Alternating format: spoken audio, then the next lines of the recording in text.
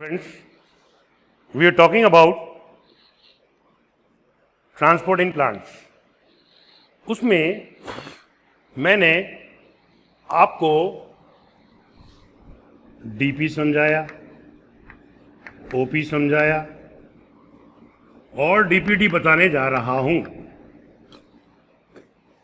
DPD भी मैंने आपको समझाया था कि कोई सिस्टम है, सिस्टम के अंदर सॉल्यूट वो सॉल्वेंट दोनों आते हैं. सॉल्वेंट कौन होता है? पानी. तो जो पानी है उसको नेचुरल सॉल्वेंट कहते हैं. इसकी फ्री एनर्जी, स्वतंत्र ऊर्जा हमने G1 मानी, गिब्स फ्री एनर्जी. और एक पानी ये रहा, मैंने बताया था आपको, इसके अंदर जो जल के अणु थे उनके अंदर स्वतंत्र एनर्जी बहुत अधिक थी, तो दे वर टू मच हैप्पी. तो G2 में से G1 यानी कि शुद्ध विलायक की स्वतंत्र ऊर्जा में से तंत्र में उपस्थित जल की स्वतंत्र ऊर्जा को माइनस कर दिया जाए तो डिफ्यूजन प्रेशर आ जाता है. अब ये डिफ्यूजन प्रेशर जो होता है, इसी के कारण मूल में जल का स्थानांतरण एक कोशिका से दूसरे कोशिका में होता है. तो ध्यान रहे कि diffusion pressure is the difference of the diffusion pressure of the two. One is of system, another is of pure solvent.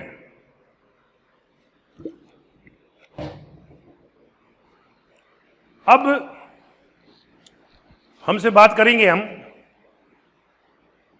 एक प्रश्न बनाता हूं और उससे मैं आपको पूरा समझा दूंगा, तो उससे आपको सारा समझ में आ जाएगा.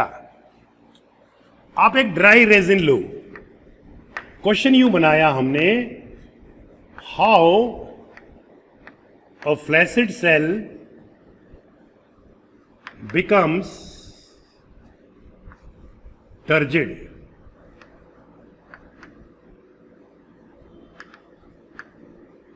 एक शलत कोशिका जिसमें पानी नहीं है कैसे स्फीत कोशिका में बदल जाती है, उसे समझाइए. तो हमने ये लिया ड्राई रेजिन, किशमिश मान लो, आप आ गया किशमिश. ये रही किशमिश. इसको हमने एक सेल माना, प्लांट की है, तो इसके चारों तरफ आपको यह सेल वॉल मिलेगी. So this is your what?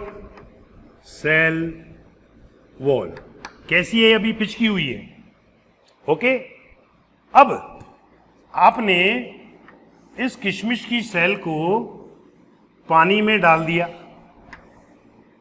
ये पानी के अंदर अपन ने इसको डाल दिया.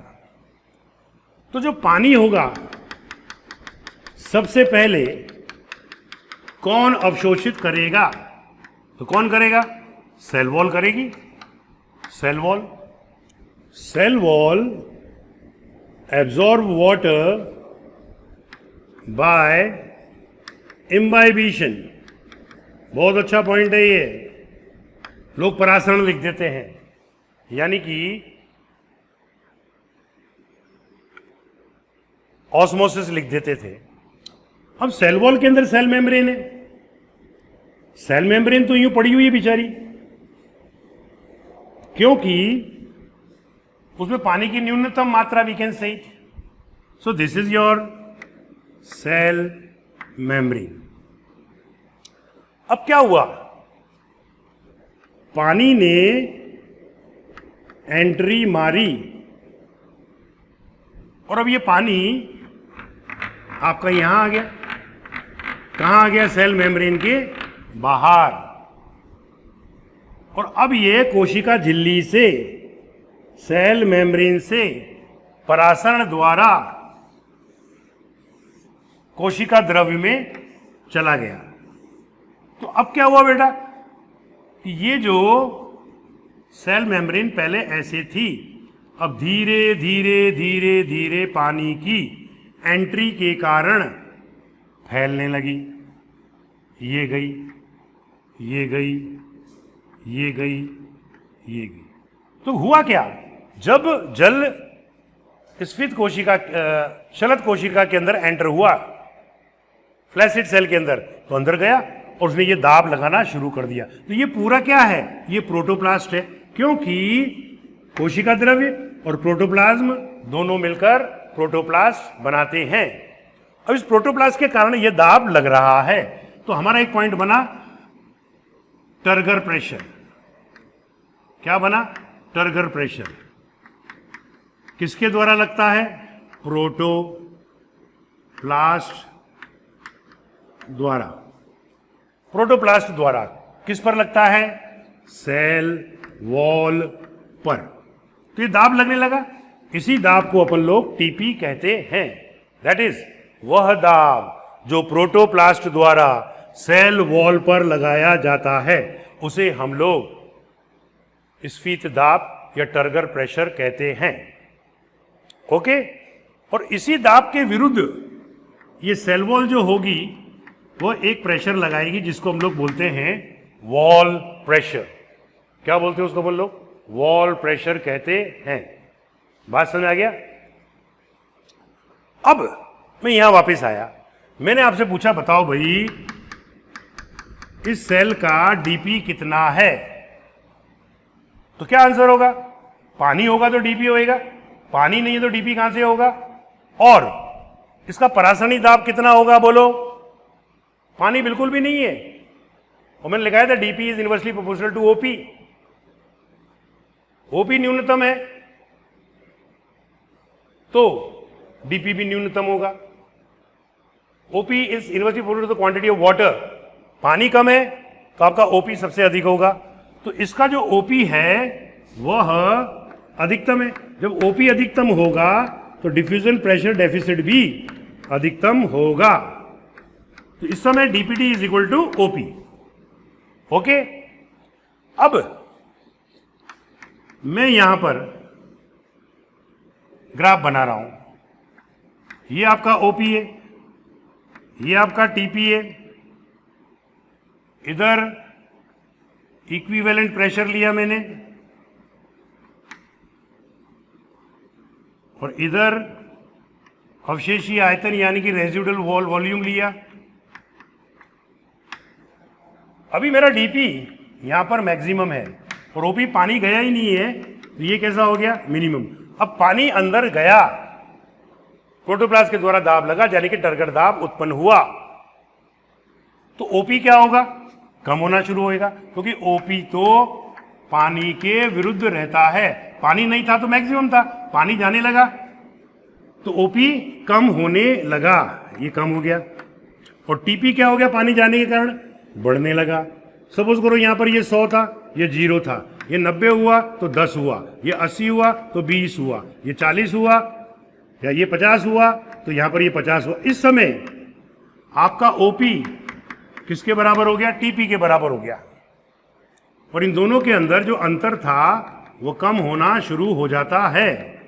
और अल्टीमेटली एक अवस्था ऐसी आती है जब ओपी की वैल्यू जो होती है वो टीपी के बराबर हो जाती है। और उस समय क्या होगा, लेट अस सी। शुरू में DPD was equal to OP. जब पानी अंदर जाने लगा तो टीपी बढ़ा, ओपी घटा। When OP becomes equal to TP, then DPD is equal to x minus x is equal to 0। और जब DPD की वैल्यू 0 हो जाती है तो हम कहते हैं कि हमारी सेल टर्जिड यानी कि स्फीत हो गई है। डन, ये अपने को सीखना होता है।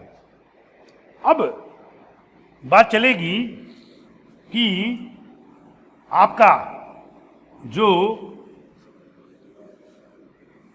इसमें सारी यूनिट जो थी वह एटमॉस्फेरिक प्रेशर के अंदर नापी जाती हैं।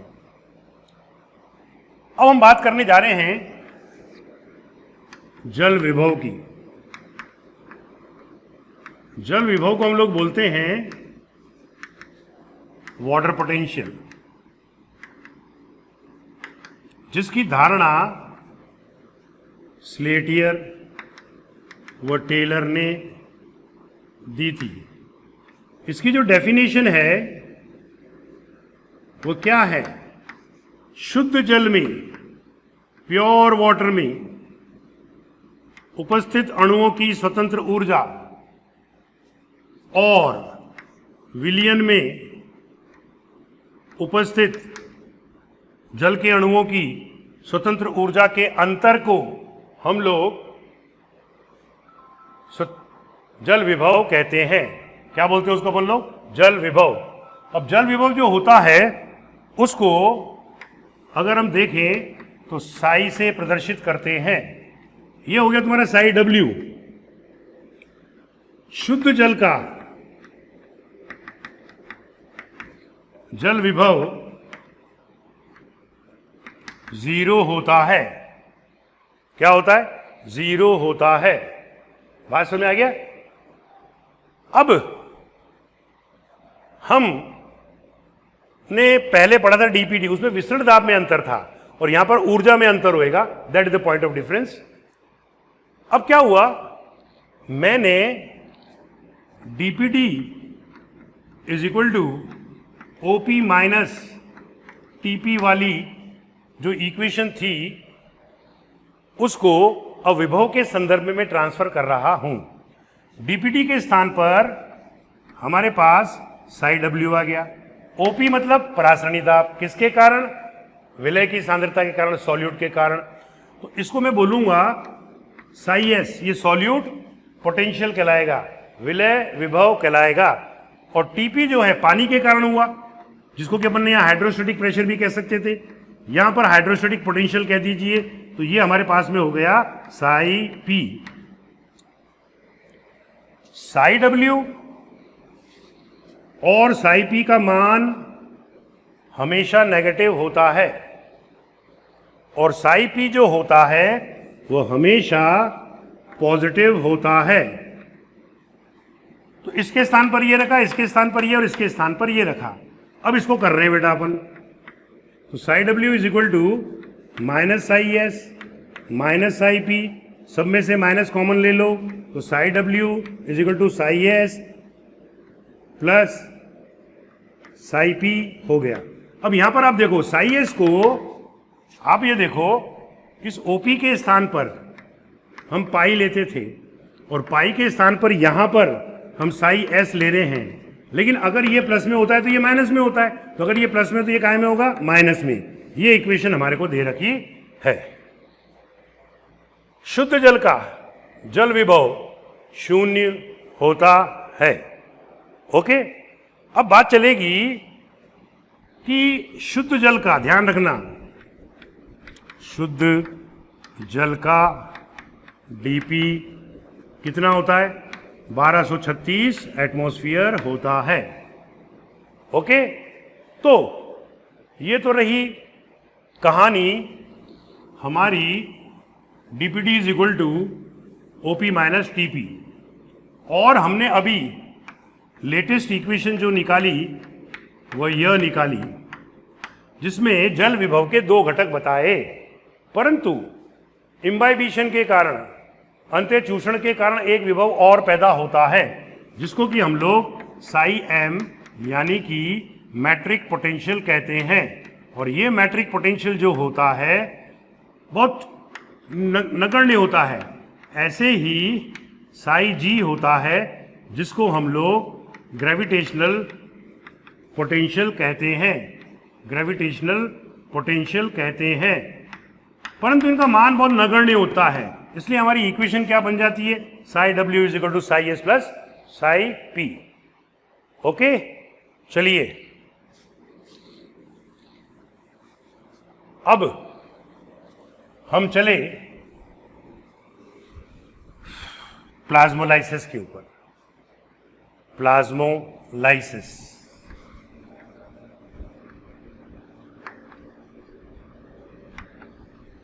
प्लाज्मोलाइसिस को हम लोग हिंदी में जीव द्रव्य कुंचन कहते हैं।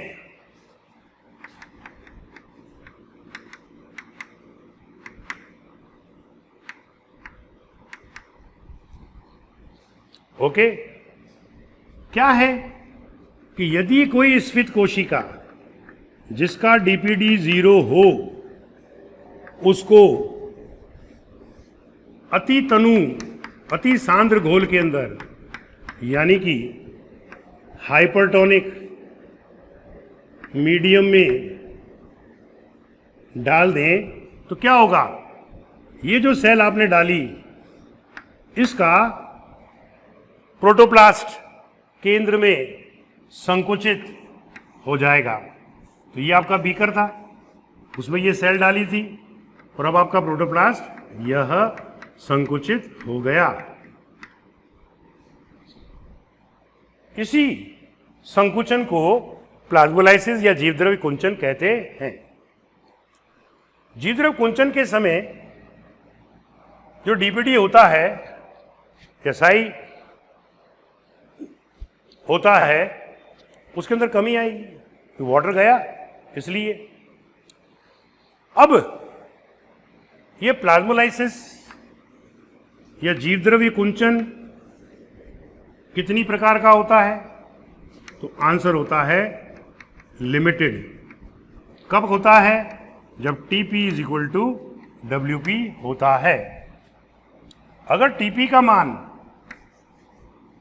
WP के मान से अधिक हो गया तो कोशिका फट जाएगी, यह भी एक बात होती है। तो प्लाज्मोलाइसिस नंबर 1 लिमिटेड। दूसरा आरंभिक इंसिपिएंट। इंसिपिएंट में क्या होगा कि जो कोशिका झिल्ली होती है वह किनारों से सरकना प्रारंभ कर देती है। यह क्वेश्चन भी आया था एक बार, जीवद्रव्य कुंचन के समय सबसे पहले कोशिका झिल्ली कहां से हटती है? तो कॉर्नर पे से। और कई जगह पर ये ऐसे चिपके हुए तंतु हमको देखने को रह जाते हैं जिनको कि हम लोग स्ट्रैंड्स ऑफ हैचेट कहते हैं। Then comes your evident. Evident में क्या होगा प्रमाणी के अंदर कि समस्त जीव द्रव्य प्रोटोप्लास्ट केंद्र में संकुचित हो जाता है।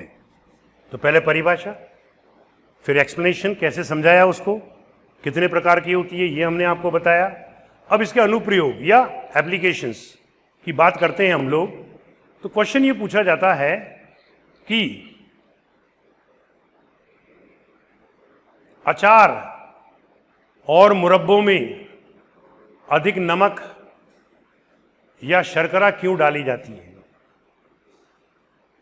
होता क्या है, जैसे अपन देखते हैं ये केरी की फांक अचार मम्मी ने डाला, इसमें वो तेल खूब डाल देती हैं, नमक खूब डाल देती हैं। तो इस माध्यम के अंदर जो बैक्टीरिया होते हैं उनका वाटर बाहर निकल जाता है और वो बेचारे छाने माने पड़े रहते हैं और अचार मुरब्बे को खराब नहीं कर पाते हैं। यानी कि what they are doing in pickles and jams, more salt and sugar is added so that the infecting bacteria may get plasmolized, ताकि जीवाणु जो होते हैं उनका प्लाज्मोलाइसिस हो जाता है और वो निष्क्रिय पड़े रहते हैं बिना पानी के अभाव में। ओके, ये एक एप्लीकेशन ये लोग पूछा करते हैं। एक और मुझे याद आता है कि द्विबीजपत्री मूल के अंदर हमने कैस्पेरिन पट्टिका पढ़ी थी, अगर याद हो, ये कैस्पेरिन पट्टिका थी। इस कैस्पेरिन पट्टिका कार्य भी उस कोशिका को जीवद्रव्य कुंचन से रोकने का होता है। ओके, बढ़े आगे। अब हमारे पास में बात चलेगी इम्बाइबिशन की। इम्बाइबिशन को हम समझने जा रहे हैं। Imbibition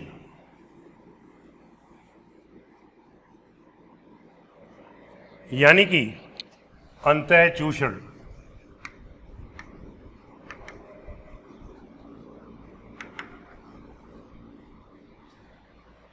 imbibition. हमने बताया था कि ये सेल वॉल है, अंदर ये सेल मेम्ब्रेन है, सेल वॉल का सेल मेम्ब्रेन अंदर संकुचित होगी, प्लाज्मोलाइसिस होगी, तो इसके आयतन में कोई परिवर्तन नहीं होगा, क्योंकि सेल वॉल जो होती है वो निर्जीव है एंड परमिएबल टू वाटर।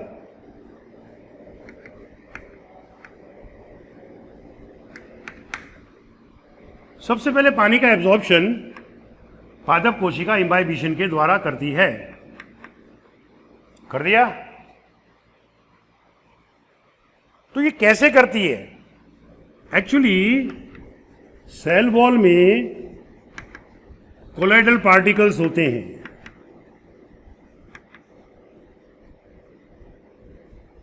जैसे ये रे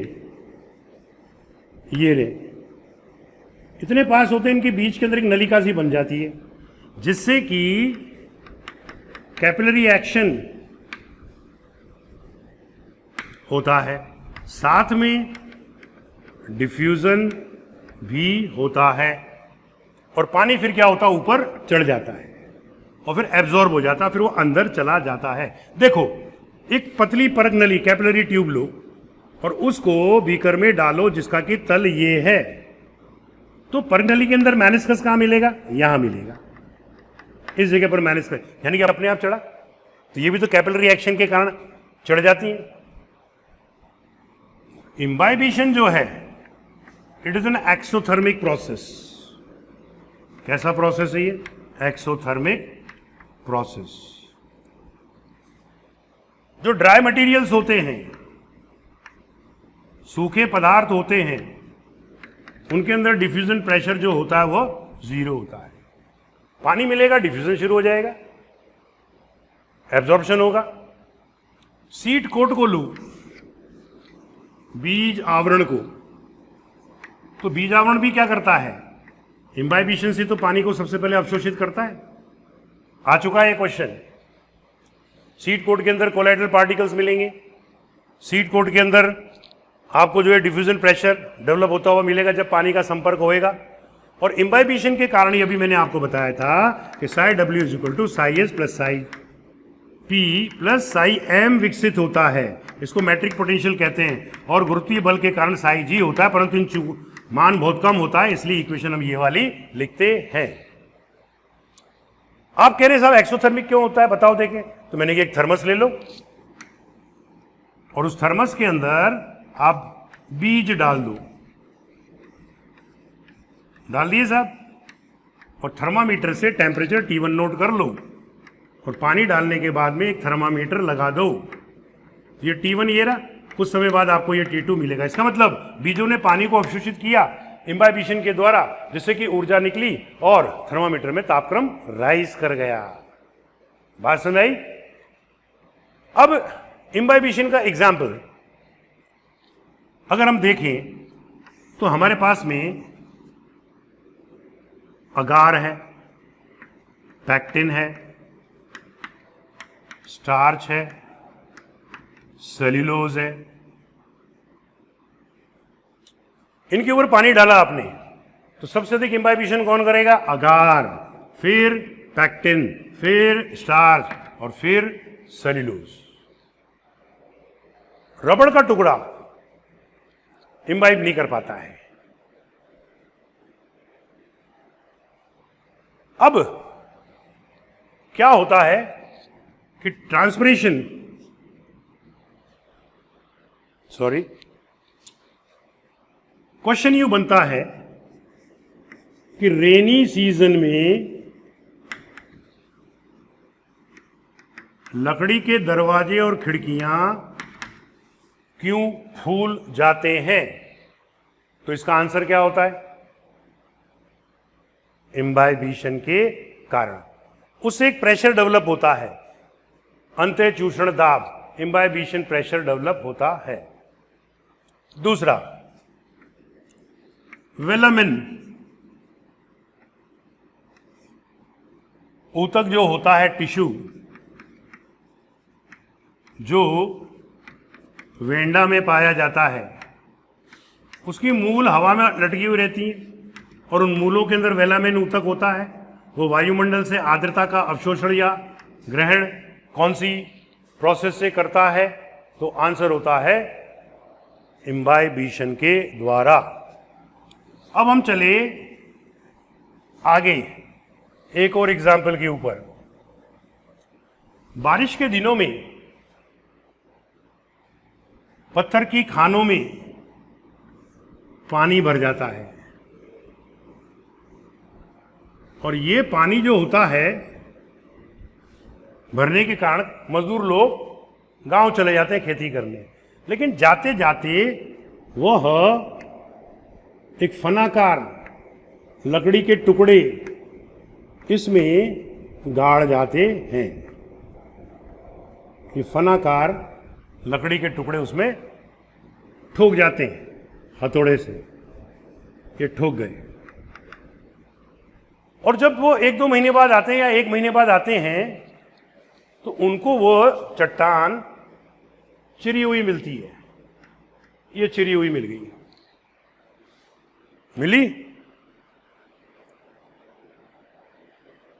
किसके कारण? तो आंसर हुआ इम्बाइबिशन के कारण। ये वुडन ब्लॉक थे, यानी कि लकड़ी के टुकड़े जिन्होंने पानी को अवशोषित किया और चट्टान को चीरने का फैसला कर लिया। आ गया समझ में? अब ये जो वुडन ब्लॉक है, इन्होंने इम्बाइबिशन से जल का अवशोषण किया और दाब लगाया तो चट्टान चिर गई भाई साहब। मजदूर लोग वापस आते हैं और मालिक से कहते हैं साहब देखो ये चट्टान हमने चीर दी, इसके भी पैसे दो। ये उनकी अकलमंदी के पैसे हैं। बात सुनाई? ये है हमारा imbibition. Now we are going to talk about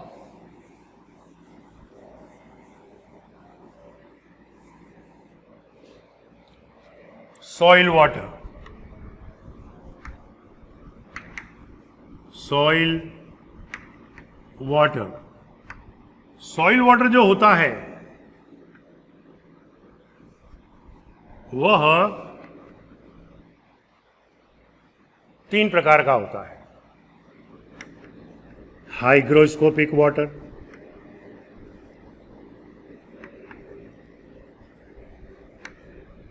number 2 capillary water,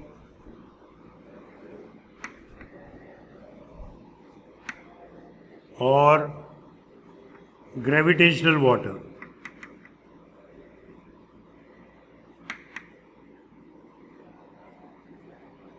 hygroscopic को बोलते हैं आर्द्रताग्राही जल।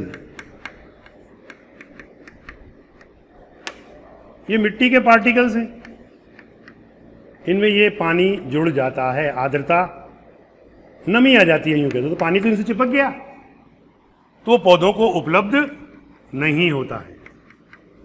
पौधों को उपलब्ध नहीं होता है। हो गया? अब ग्रेविटेशनल वाटर यानी कि गुरुत्वीय जल को यदि देखोगे तो ये जल तो पानी जो होता है वो जमीन में रिस जाता है और ये भी पौधों को उपलब्ध नहीं होता है। अब बची कौन? कैपिलरी वाटर, इंपॉर्टेंट, जिसे हम लोग केशिकात्व जल कहते हैं। यह 8 to 10% होता है और अवशोषित होता है और पौधों को उपलब्ध होता है। That is the point to remember that which water is available to the plant. तो आंसर इज कैपिलरी वाटर। कौन सा जल पौधों को उपलब्ध होता है? अब बात चलेगी कि हमारा मृदा में टोटल वाटर जो होता है उसे होलार्ड कहते हैं, जिसके दो भाग होते हैं, क्रिसार्ड प्लस इकार्ड। क्रिसार्ड जल किसे कहते हैं? Which is available to plants, जो पौधों को उपलब्ध होता है। यहां कौन उपलब्ध हो रहा था? Capillary water. इसका मतलब ये और ये एक ही हो गया, सी और सी, कैपिलरी वाटर इन क्रिसार्ड। इकार्ड जो होता है not available to the plants, ये पौधों को उपलब्ध नहीं होता है। बन गया काम। अब हम लोग बात करेंगे रेडियल कंडक्शन ऑफ वाटर की। रेडियल कंडक्शन ऑफ वाटर जो होता है वो कैसे होता है? इसके लिए पहले हमको समझना पड़ेगा कि in plants two types of systems are there. Two types of systems are there. Apoplast and number 2 Symplast. ये पाथवे हैं, ये मार्ग हैं, ये जो है नॉन लिविंग कंपोनेंट से बना हुआ होता है, नॉन लिविंग घटक से, जैसे कि सेल वॉल। सेल वॉल जो होती है वो किसकी बनी होती है? सेल्यूलोज की। अभी समझाता हूं। और सिम्प्लास्ट जो होता है वो जीवित घटकों से बना होता है, लिविंग कंपोनेंट से। हो गया? जैसे कि सेल मेम्ब्रेन है, टोनोप्लास्ट है, साइटोप्लाज्म है, उनसे। अब जो है हम देखें इसको, तो हम इससे आपको रेडियल कंडक्शन ऑफ वाटर समझाएंगे। यानी कि मूल जब पानी का अवशोषण करती है तो वह किस प्रकार से अवशोषण करती है। तो let us see radial conduction of water. ये मूल है बेटा, और मूल में से मूलरोम ये निकल रहे हैं। इसका हमने सेक्शन लिया, तो ये सेक्शन हमको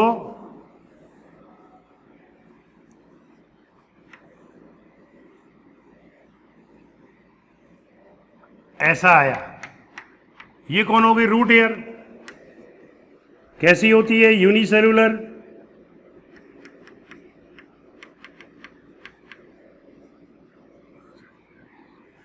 अब इसके अंदर यहां पर, चलो एंडोडर्मिस ले ली हमने, दोनों समझा देता हूं। ये एंडोडर्मिस हो गई। एंडोडर्मिस में यहां पर ये कैस्पेरिन पट्टी का, ये कैस्पेरिन पट्टी का, दिस इज योर एंडोडर्मिस। नीचे we have got it pericycle and here we have got it xylem. Exarch condition होती है जाइलम। अब ये एक सेल, ये पूरी कॉर्टेक्स मान ली हमने, ओके। ये दूसरी सेल, ये तीसरी सेल। पादप कोशिकाएं आपस में किससे जुड़ी रहती हैं? प्लाज्मोडेस्मेटा से, ओके। और ये सफेद पोर्शन जो मैंने बनाया है, this is your non living. अब नॉन लिविंग में क्या हुआ? ये पानी रहा, पानी का अवशोषण हुआ due to osmosis, imbibition from higher concentration to lower concentration. अब ये पानी जो है, अब समझना, ये सेल वॉल पे अवशोषित हुआ और अवशोषित होने के बाद में इधर ही इधर जा रहा है, लाल वाले पार्ट में सेल वॉल से होता हुआ ये गया ये गया ये गया। इधर कौन आ गई? ये डैम सेल, यहाँ पैसेज सेल से ये होता हुआ जाइलम में चला गया। ऐसे ही यहां से भी जाएगा प्लाज्मोडेस्माटा वगैरह से होता हुआ। ये रहा प्लाज्मोडेस्माटा में से कौन सा सेल ऑर्गेनेल निकलता है बताएगा कोई? तो आंसर होता है ER। तो प्लाज्मोडेस्माटा को ये लोग लिविंग मान रहे हैं, प्लाज्मोडेस्माटा को ये लोग क्या कर रहे हैं? लिविंग कह रहे हैं। तो ये तो हो गया तुम्हारा एपोप्लास्ट। और पानी जो है अब कोशिका झिल्ली से होता हुआ, यूं होता हुआ, लिविंग कंपोनेंट से होता हुआ जाइलम तक पहुंच जाता है। इसको हम लोग बोलते हैं सिम्प्लास्ट। और इसी के साथ यहां पर रेडियल कंडक्शन जो होता है वह समाप्त होता है। क्वेश्चन यूं बनता है कि अरीय संवहन के समय एक कोशिका से दूसरी सेल में जल का स्थानांतरण किसके कारण होता है? तो आंसर होता है DPD के कारण। Okay, after this will talk about the ascent of SAP. हम रसारोहण के बारे में बात करेंगे अगले एपिसोड में। Thank you.